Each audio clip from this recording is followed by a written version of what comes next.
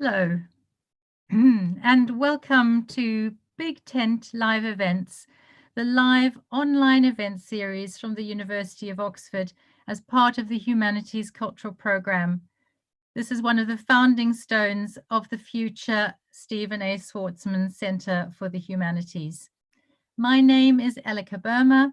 I'm a professor of world literature and English in the English faculty at Oxford, and I have a particular interest in African fiction. So it's a great pleasure for me to chair today's session. The Big Tent live event series brings together researchers and students from across different disciplines in the humanities and more broadly. We explore some of humanity's important subjects, and we ask questions about areas such as the environment, medical humanities, history of disease, as well as celebrating storytelling, music, song, and identity, as we're doing today. We're bringing you this event online while we're all keeping our distance, and we hope everyone is feeling safe and well during this pretty tough time. We look forward to seeing you all again in person really soon. And we look forward to hosting you at some Big Tent events as part of the Humanities Cultural Programme. Everyone is welcome in this Big Tent, and we hope to explore ideas together with you as we're doing this evening. We're really grateful for your ongoing support and for your involvement, all of you out there listening. And we're very grateful also to the participants who've given their time and words as we've come together here online. If you, the audience, would like to put any questions to our speakers during this event tonight, please pop them in the comments box on the YouTube feed. We encourage you to submit these as early as possible so that we have time to answer as many as possible in the Q&A at the end. We'll leave about 20 minutes for Q&A at the end of this hour.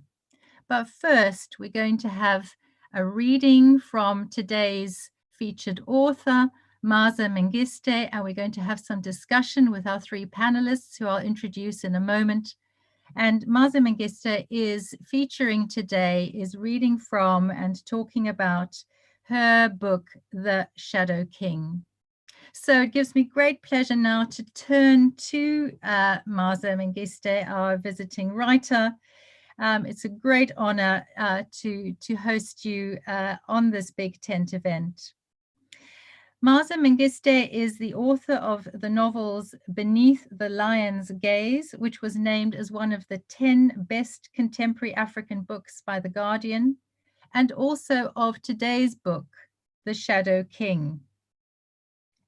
The Shadow King is a finalist for the LA Times Books Prize. It's a New York Times notable book of 2019 and one of Time's must-read books of 2019. Maaza Mengiste is the recipient of an American Academy of Arts and Letters Award, the Premio Ponte, and fellowships from the Fulbright Scholar Program, the National Endowment for the Arts, Creative Capital, and also the LiteraturHaus Zurich. Maaza's work has appeared in the New York Times, the New Yorker, Granta, and many other publications. It's great to have you here, Maaza. It's wonderful to be here. Tonight, we also welcome our three panelists, Behanu Gegese, Professor Richard Reed, and Professor Tsehai Bahana Selassie, joining us from different parts of the world. It's a truly global event, this. I'm going to introduce the three panelists in the order in which they will be responding to Maaza Mengiste's work. First then, Behanu Gegese. He was born and raised in Addis Ababa, Ethiopia, and is now studying humanities at Kenyon College in the United States. He's currently on a year abroad studying English literature at Exeter University, and along with Karanda Harris, recently interviewed Maaza Mengiste for Africa in Words. Professor Richard Reed is a historian of modern Africa, focusing on the 19th and 20th centuries, and he's based here at Oxford University. He has particular interests in the culture and practice of warfare in the modern period. And for that reason, he is very well suited to speaking to Maaza Mengiste's novel today.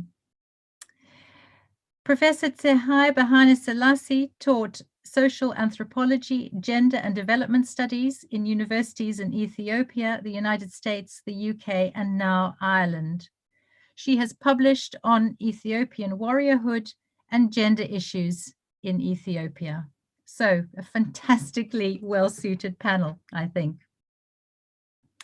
So how are we going to do this across the next 20, 25 minutes or so is that I'm now going to invite Maaza Mengiste to read from The Shadow King, tell us a little bit about it. And then I'm going to turn to the three panelists and ask them to give short responses to that reading, and then we'll have some discussion before we open up. Thanks, Maaza. Thanks very much. Thank you, Alika.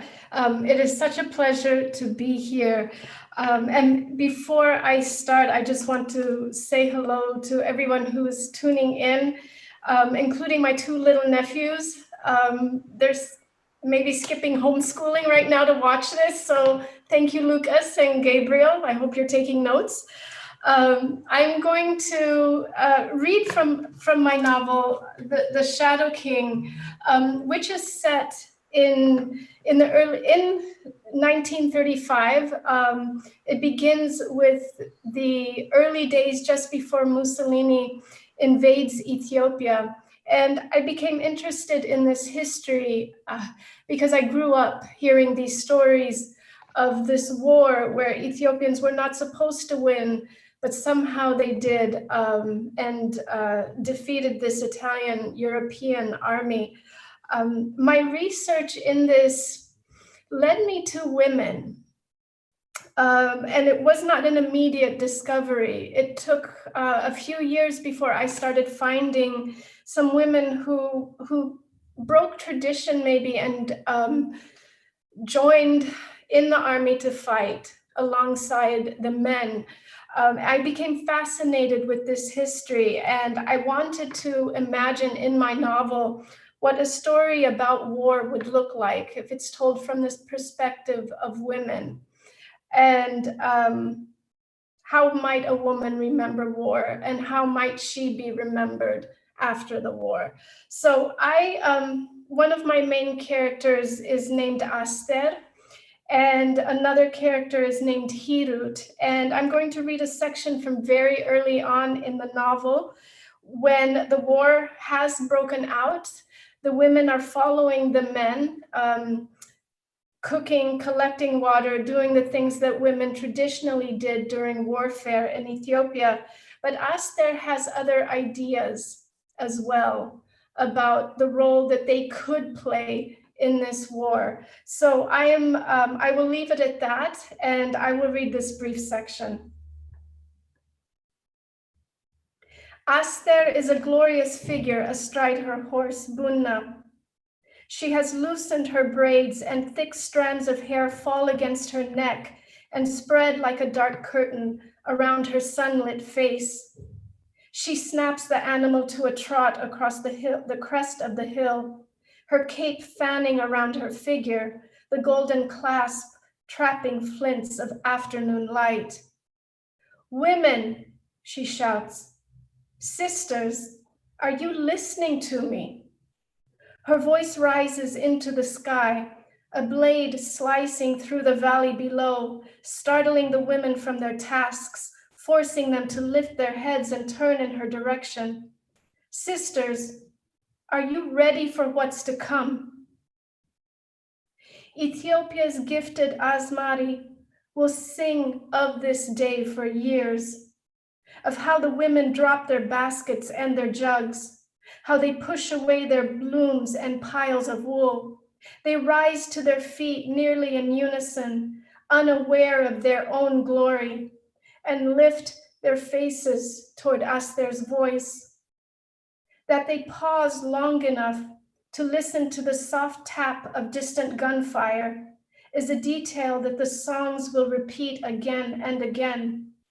The musicians will make of the women's frowns a forewarning of what's to come.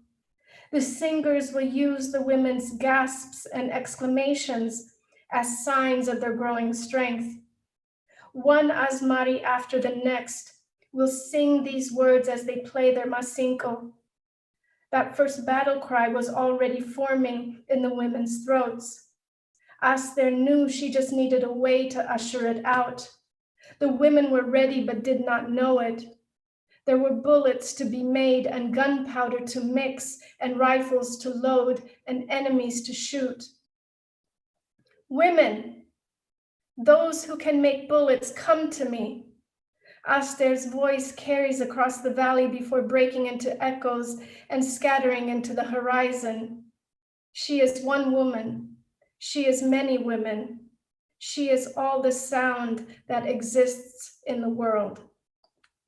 And I will stop there with that.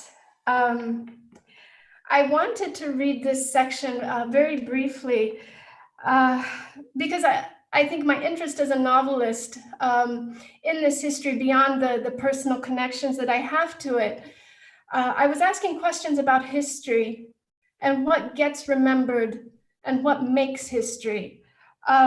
How do certain people and events get remembered and others become forgotten? What makes collective memory, and how does collective memory then become history? Who does the telling? And I know in history the gaps are inevitable. And what are the inevitable gaps even in the retelling of this? As a novelist, I challenged myself to try to move into one of those gaps, which is women. And everything in this book begins with women and girls. And I wanted to imagine what history would look like if I told it through a girl and through a woman. And so I will leave it at that, and I will let the other panelists respond or ask questions. Thanks so very much, Maaza. Incredibly powerful reading. There's so much there to think about, including the making of history and song and collective memory and the role of women in war. So there are a number of threads for us to pick up. So in that light, I'd like to turn to Behanu Gegese, and hear your response. You've already responded so powerfully to this novel, and we're very keen to hear more from you now. Thank you, Elke. Before all, I want to start by saying I'm very humbled and honored to be part of this panel. It's interesting that Maaza read from the earlier chapters of the book, because I was also thinking more about the beginning of the book when I was thinking of this panel. And as much as the book is about women, empowering women, I think Maaza's work is a very wonderful piece of literature that really shows us the individuality of war. War is very complex, and it's made up of layers of emotions and stories that may not necessarily be told once the war is past. But in that specific historical time, for in this case, from the 1935 to 1941, there are people who have lost their very close, intimate families. There are people who have managed to fall in love in the midst of war. There's all this complexity that literature, I believe, has the power to lay out, and in terms of making the characters, the setting, and the narrative arc purposefully bringing us closer to these forgotten stories, which also is what the Asmaris, as Maaza's reading just told us, actually do. They are the histories that usually are not in the textbooks, because they're very minute and they're very personal. And I would like to mention another a piece of 3 lines from chapter 8, which is on page 18, where Kidane and Hirut, Kidane's wife, have this interesting conversation, because Kidane's wife has found the rifle that Hirut has been hiding in the household. And Kidane says, when Hirut insists that Kidane gives back the gun, Kidane says, Kidan says, I need this gun. We're going to war and we need all the weapons we can get. These Italians have many more than we do. It's very interesting for me because, this is a very clever characterization and setup that already tells us how, even though neither Hirut nor Kidane, nor his wife, in fact, everybody in the household do not want Ethiopia to be colonized. Hirut does not want to let go that rifle because that rifle is a symbol of her attachment to her deceased family. And that is her entryway to the memories of her father. So it's very fascinating how, without romanticizing the novel, Maaza brings us closer to this pixels of a big picture we call, struggle to independence. Thank you. Thanks so much, Behanu. I'm going to take a grab bag of responses first. So before asking Maaza to respond to that, I'm going to draw in the responses from the other two panelists. Is that okay, Maaza? Oh, yes. So I'd like to turn to Richard Reed now. Thanks very much, Behanu. I love the thing about pixels. I agree, that very sharp focus on specificities. Richard. Yeah, thank you for that, Maaza. Absolutely wonderful reading. My first response is really envy. I used to think that archaeologists have all the fun. I decided that novelists have more fun than historians. But I am just coming back to your reference to inevitable gaps, and I think that this is really what works of the imagination, but rooted in serious research do. And writers like you are able to go to places that historians have failed to do, or in some cases fear to tread. And I'm very struck in particular by your focus on the role of women. In the study of war in Africa, and indeed, in fact, it's the study of war everywhere. I think we can safely say it's a very androcentric affair. It's usually written by men for men. There are some notable exceptions. And for sure, historians working on war in Africa do have methodological challenges. It is often difficult to find the kind of source material that enable us to reconstruct women's experiences in war, even in relatively modern war, leave aside the 19th century. So a work like this really makes an enormous contribution, I think, to our understanding of gendered experience of conflict, which, as Behanu says, is very complex. Time is short now. I've got so many other responses I could offer, but I would just say one more thing, and that is that your focus on the 35-36 invasion is so valuable. This is a war about which we still do not understand a great deal. We certainly we understand the basics of the context. It's usually understood in terms of Italian colonialism and indeed in international relations. The Abyssinian crisis becomes a little blip on the way to Europe's world war. But it's wonderful to have this kind of granular insight into an Ethiopian experience and not one that's kind of dominated by Europeans. Thanks very much, Richard. I'd now like to bring in also Tsahai Bahana Selassie. Tsahai, coming in from Ireland. Thank you. I'm honored to be invited to this panel. And thank you very much, Maaza, for bringing in this wonderful topic into a novel. I grew up in the 50s and 60s when all the talk was about resistance. I grew up with a resistance history. I grew up with my mother and grandmother, all of them in the resistance. And I'm glad you evoked the gun as part of a very important treasure for this woman, because the gun in traditional Ethiopia was access to your land. You have a gun, you fight at the battlefield, and you have access to your gun. That's a very important, critical point. And that it just much takes this gun, this boss, a very important military leader, takes this gun from this little girl. You know what happened? when the war was declared, Haile Selassie said, no woman is to come to the battlefield. Europeans have told him that women are not to come to the battlefield. Ethiopian traditional women were fighters. So he said, no woman is to come to the battlefield. Give your guns to the men because we're short of guns. That's a beautiful metaphor you created there. It's the gun, and they just by taking away the gun. I enjoyed that one. But then the mobilization was with the beat of drums, and everybody was up in arms. The women rebelled in 1935, brought their guns with them, and the Haile Selassie had to calm them down in the provinces. So they came to the battlefield the moment they heard the drum beats and the mobilization. They all came to the battlefield because they knew they had to fight.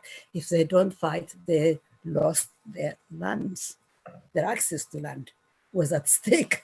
So that was very important. So traditionally, men and women were fighters. We evoked that. We brought that beautiful point in history when women were said, don't go to the battlefield. That was beautifully brought in. And the battlefield, then the mobilization, the moving to the battlefield, I became a little bit disoriented when women were relegated, in the novel that is, to being cooks and nurses, because women were warriors, fighters, and the wounded were looked after by their own colleagues. Men and women were looked after in the bush. They were taken away, hidden away, and shifted in the population that has not mobilized. The population that has not mobilized looked after the wounded. That was how the guerrilla was set up, and they were able to fight. But the novel had to simplify it. You couldn't go into all that detail with that wonderful story. What also got a little bit disorienting was the rivalry for this man between Aster and Hirut. Wow. I said, she managed that. Yes, there was a lot of rivalry. Men and women rivaled to come to the notice of this leader because they would be given rewards of guns, of titles, of land, etc., etc. And that rivalry was expressed in ways that was kind of enjoyable to the ordinary reader who doesn't know anything about traditional Ethiopian history. So that was very clever, I thought. Okay, the rivalry is there and brought up that way. Men and women rivaled over love affairs. The actual warriors themselves were actually very disciplined on that aspect. The men and women, they did get married, of course. They fell in love and got married. That's Brown said, and you also pointed out in your book. That was wonderful. So that was brought out nicely. But the whole metaphor of this small community of warriors up in the Simeon Mountains, resisting the Italian advance, sneaking behind the lines. And, oh, that was beautiful as well, beautifully done. The surprises to the Italian commanders and the little activities done on the bodies of these Italians with no expectation of these warriors coming up. They're coming in large numbers. You just see one man, expect two more. That was also beautifully put, well placed. I mean, you have done a wonderful way of portraying not just the mobilization and the move to the battlefield, the march to the battlefield, but also the background to the actual guerrilla warfare. You portrayed it beautifully. I think I liked that. The guerrilla had to be presented that way. What else could be done? Thanks. So I'm taking more than necessary time. I'll stop there. Thank you. Thanks so much, Sahai. A number of different pathways to pursue there. I do very much agree with you about the very interesting metaphor of the women warriors. But it's time to turn to you, Maaza, and to hear your responses. We've got a lot there about pixelation, the wonderful pixelation of your work, and the building of a historical record, especially where, you know, women's voices and women's contribution has often been overlooked. And then also this question from Tsahai's experience of the continuing involvement of the women in that time. Yeah, I think, and thank you to Berhanu and Richard and Dr. Tsahai. Your responses have been really wonderful. I think what's interesting to me, if we take, and maybe if we think about what Berhanu started with, which was talking about the wajigra, the gun, which is also what Dr. Tsahai was referring to, that if you have that gun, that means you can fight and you will fight and you can protect your land and protect yourself. And I thought of that gun as a metaphor. And for Hirut, it's also the last thing that her father gave her before he died. So it contains so many other things. And I have been curious throughout my research, reading in the archives. Dr. Tsahai, you and I both know Sandro Triuzzi, who was my advisor in Italy when I was doing this research. And it was not until the late 90s that the archives in Rome of the fascist period were found. They were in a basement of a library in an unmarked box. They were not cataloged. So if you can imagine, and it went how many decades before this? And I come along and I'm in Rome in 2010, trying to find more of this information and talking to people. But the women were not the first things that I came across. It was, of course, the stories that the Italians saved, the stories that the Italians told. Even in the stories that I heard from my family members, it was not until I was writing this book and I was nearly done that I discovered my great-grandmother had fought for her gun and went to mobilize, exactly like you were saying. But that was not a history that was written down. That was something that was told to me after the book was almost done. And I had not heard that story until then. And so I became very curious about this gap. Maybe Richard, you were also talking about the gap between what's history and what's storytelling, and where do they merge? And I started looking, once I realized that there's something else happening here, what else can I do? And these are where the photographs that I use in the book became very important to me as another device of documentation, but also I felt that the photographs that Italians took always captured within the frame something much more than they intended. They didn't understand what they were looking at half the time when they snapped the camera. So I began to reimagine photographs as another way of talking about war. And I can leave that. Can we possibly pick up on some of those challenges between story that face us in the gap between storytelling on the one hand and history making on the other, Maaza? I was very struck by this gesture that you made, this sort of gap, and kind of filling that in with story and with memory. I was also very struck in your reading where you talked about the chants and the gasps of the women, the sounds that they make in war, feeding into the oral narrative, the kind of, the kind of stories that people in the community would be telling in the future. I wondered if the panel wanted to pick up on that really big question about the relationship between storytelling and history. I think that, what the novel does, and this novel in particular, is so vividly fill in that gap. So maybe we can pick up on some of the things that really struck us about the actual storytelling here. Berhanu, I know this is something that you've thought about. Thank you, Alke. This is also something that came up in the interview with Maaza, and one of the things she underlined is that, I quote her own words, "History itself is not linear. It has different narratives colliding, intersecting, and joining in, which lifts gaps." And I'd like to suggest two ways of thinking this, because there's these two words I always liked from my chemistry class. They're called malleability and ductility. Malleability is how something, a material, changes under pressure, but ductility is how it goes into a thin sheet or becomes a wire. And I think the war itself, as portrayed in the book, or as I've heard it growing up, was a lot of pressure on Ethiopians. It was a sudden pressure. They were not equipped for it.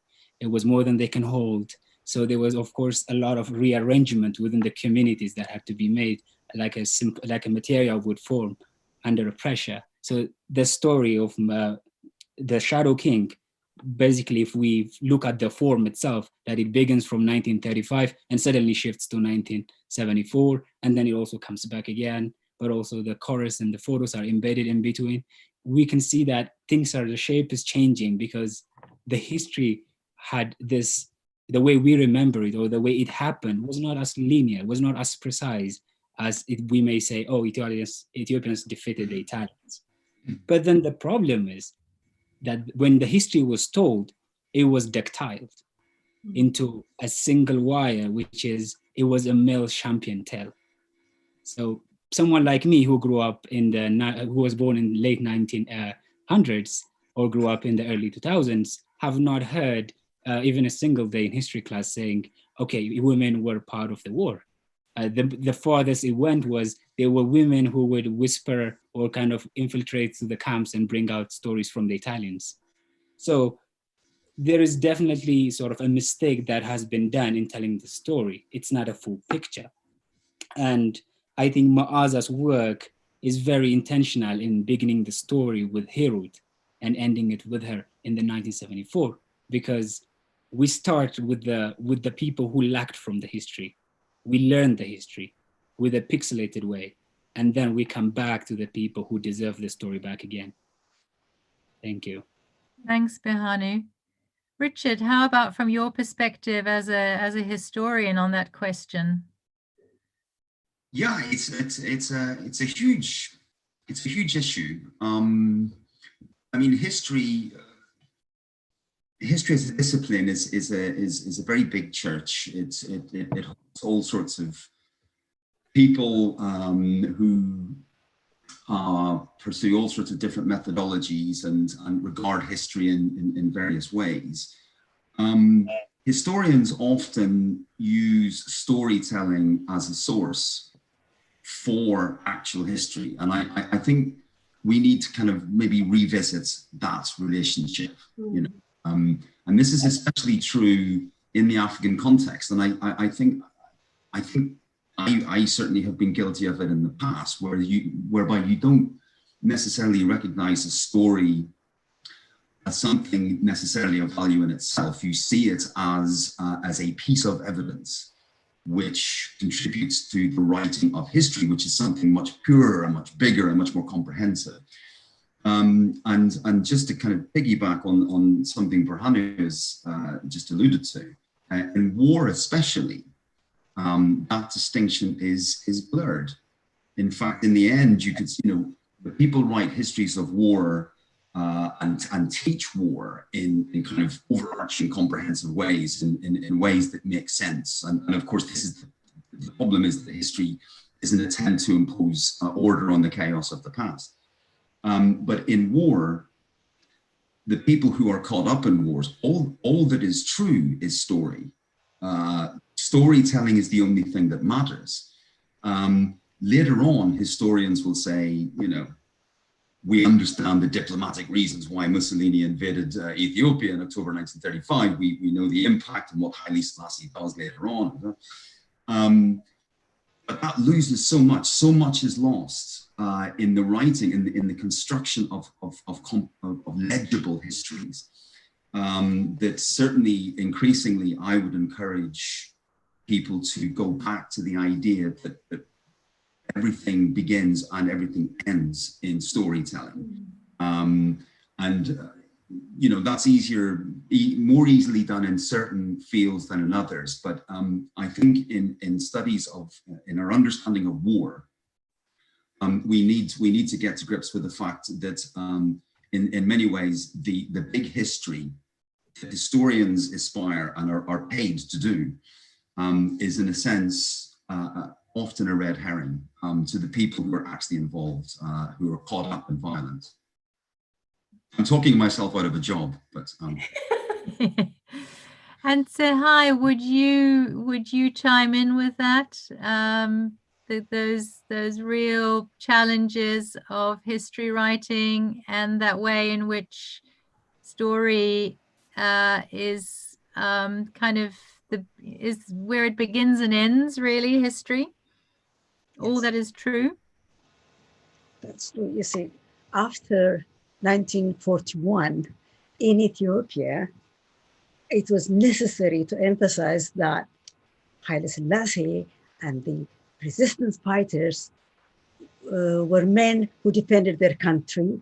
And now a new army is needed, a new civilization, modernity is needed. And therefore, it's not really important to talk about the resistance period or women at war. It's not civilized to have women in the army or on the battlefield.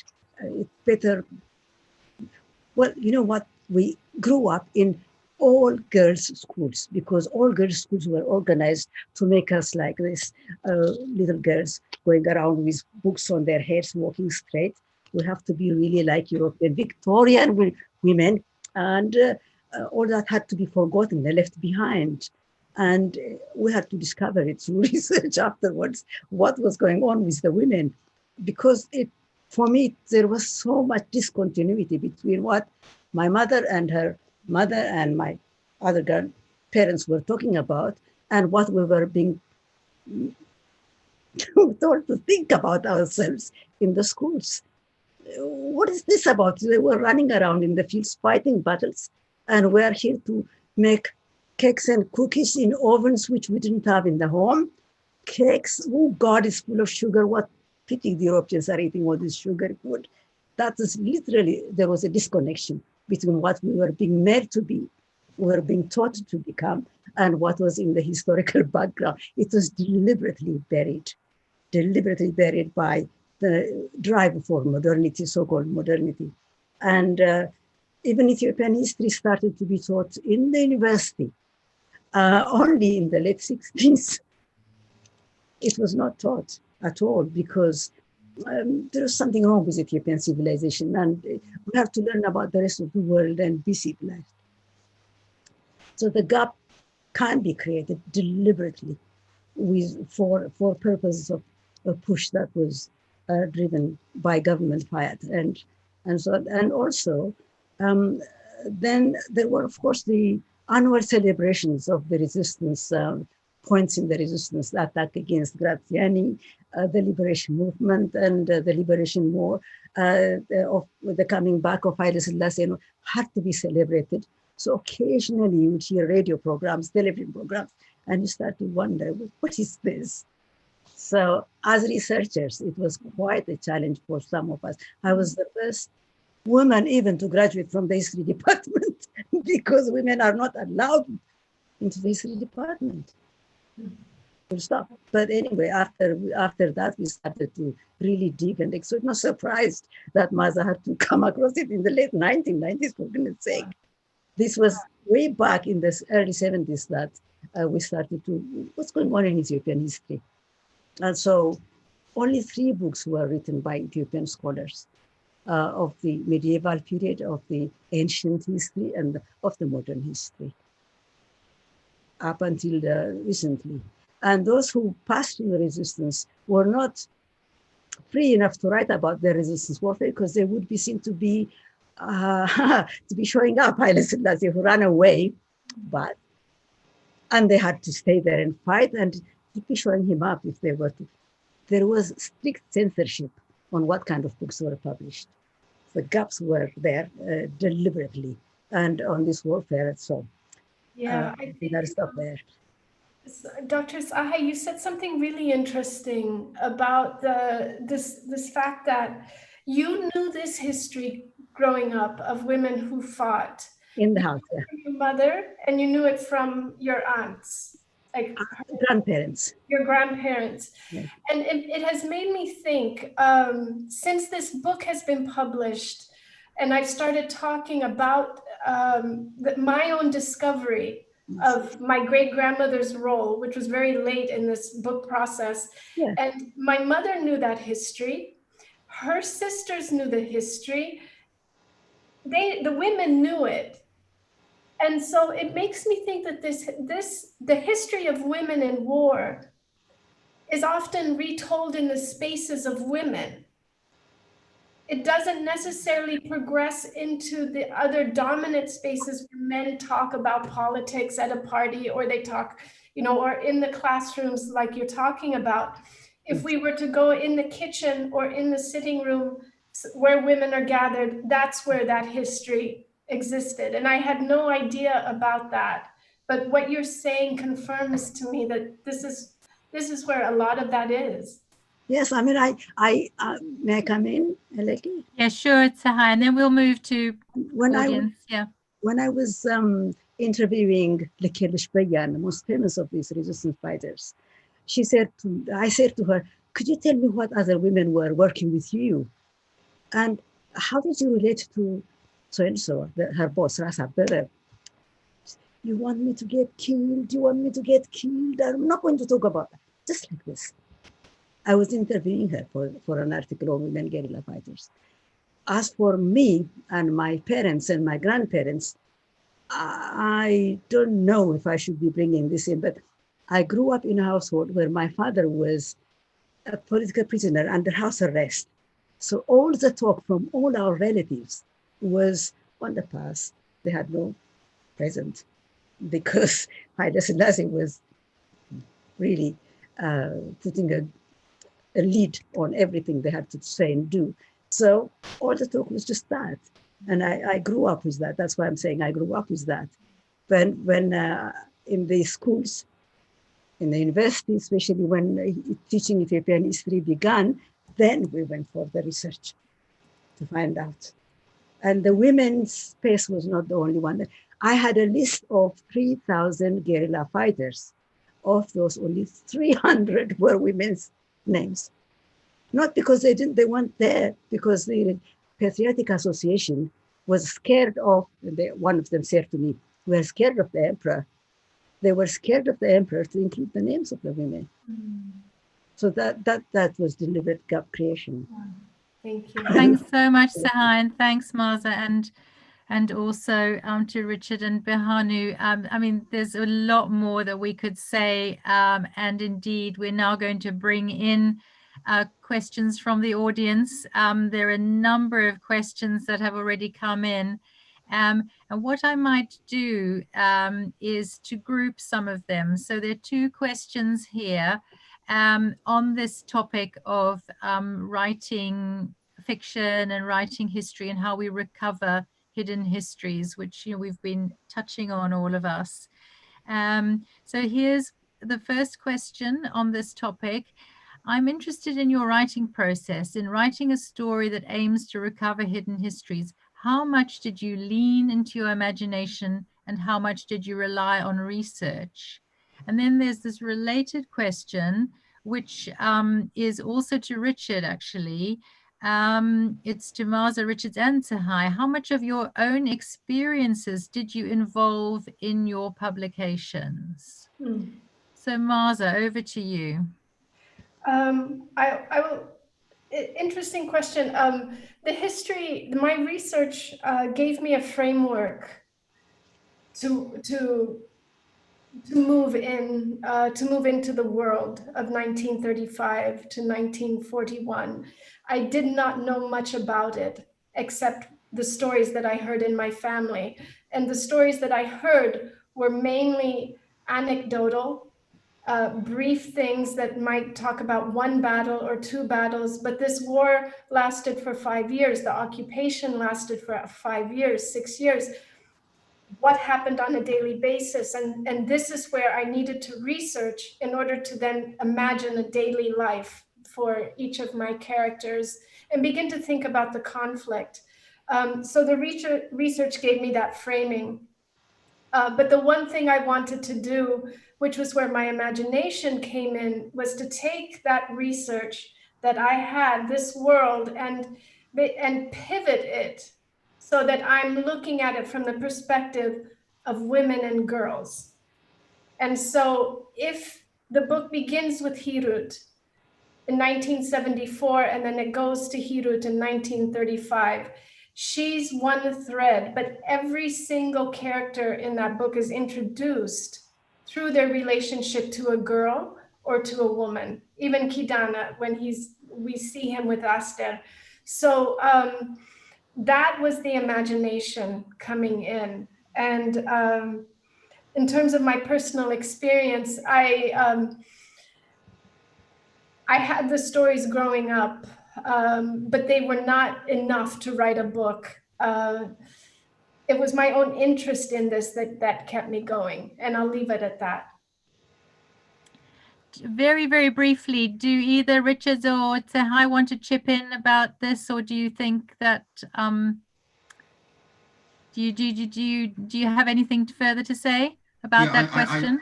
I would just say very quickly that I think the historians are all products of experience and their own emotional state, in a sense.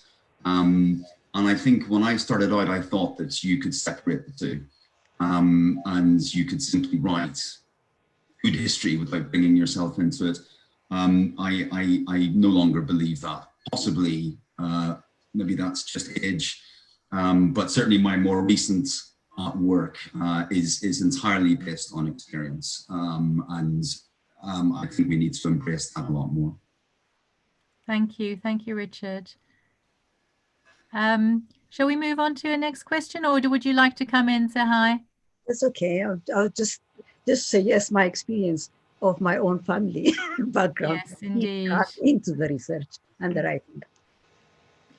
I'm now going to turn to a rather different question, which is as follows. Maaza, Italian imperialism is a controversial topic in Italy. I know the novel hasn't yet been translated into Italian, but I wonder if you've had any responses to it from Italian readers or Italian audiences. I have. When the book won the Il Ponte, the Premio Il Ponte, the Bridge Prize, I went to Rome to accept the prize, and Sandro Triulzi was at the ceremony, my advisor, my mentor. And when the judges spoke, they were a group of Italian judges, and they talked about the difficulty that this war represents, the difficulty it is in talking about the war. It's an uncomfortable history for Italians. The interesting thing that they said that I found really striking was every single one of them said that they recognized someone in their family in my portrayal of the Colonel Fucelli, which was one of the crueler characters in the book. The book has not come out yet. It will be released in Italy next spring. But even in that ceremony, there was a man who stood up and he was just not in agreement with with what we were doing. He did not necessarily think that this history was that bad. So that was just, I think, a sense of what might happen. Italy has moved to the far right, more and more in these last few years.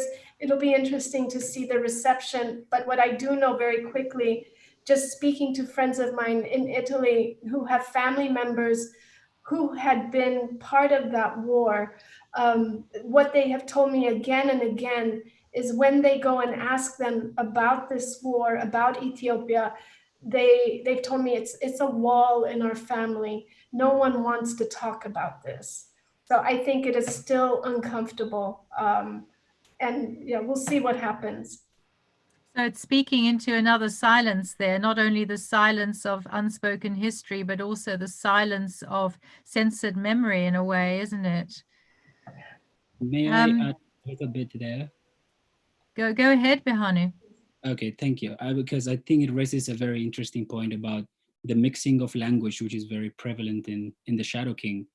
And because when especially he's talking about the storytelling, who tells the story accurately then? Do we tell the story accurately in Italian? Do we tell it in Amharic? Or do we tell it in English? Or do we tell it together? And I think there's a very interesting part later in the book where Ettore speaks with Dr. Hailu, and this goes, he's speaking in healthy Italian, a slow Amharic, as if they were both aware that language will never trudge the distance between them. But I think it's very clever that this Maaza included this in the later chapter of the book, because she is treading the distance by mentioning it this way. Actually, the gap is being filled. And we know that there's a lot of Italian, English, and Amharic words casually or purposefully embedded in the novel. And that's, I think, a very great step into saying, okay, let's tell the story collectively, and let's appreciate that Italian was spoken during the occupation, not just Amharic. So I think that's another significant aspect of the storytelling. Yeah, the languages through which the war is narrated. Yeah, very much so. I'm going to turn to another question, just in the interests of time. This is an exciting possibility that this question is turning on. Maaza, we've heard that your brilliant book may become a movie. Can you speak to this? Are you able to tell us a bit about that? It is being made into a movie. I'm excited about it. It's just really at the beginning stages. I know everybody's wondering who's going to get cast in what roles, and I have no idea. Please don't at me at the end of this. I'm as excited as everyone. I'm waiting to see what happens. I'm very interested in seeing how the many voices, the photographs, the chorus, I'm interested to see how that translates. And I'll see who they pick for the actors. So I'm curious and excited, just like everyone else. That sounds really enticing. Moving back to the story itself, there's a question here about one of the characters. Maaza, how did you feel about the character of Kidane, who is the anti-hero in the book? Wow. I think Kidane was put in a difficult situation. He was born into a world that had certain expectations of him, and he fulfilled them very well. Every role. He was willing to sacrifice his life for Ethiopia, and at the same time, he was going to take what he wanted in the process, regardless of what Hirut or Aster might have thought or might have wanted. There's one moment in the book where I have him imagine what he might have been like if he was not born into the family he was born into, with all the pressures that came with. So I find him an interesting and complicated character. Anti-hero might be a good word. I don't know if there's any real hero in the book, because they're all flawed in so many ways. But one of the questions that I asked in this book, as well as the first book, is what makes a hero, and what makes a heroic act when it's done by someone who maybe is not so nice.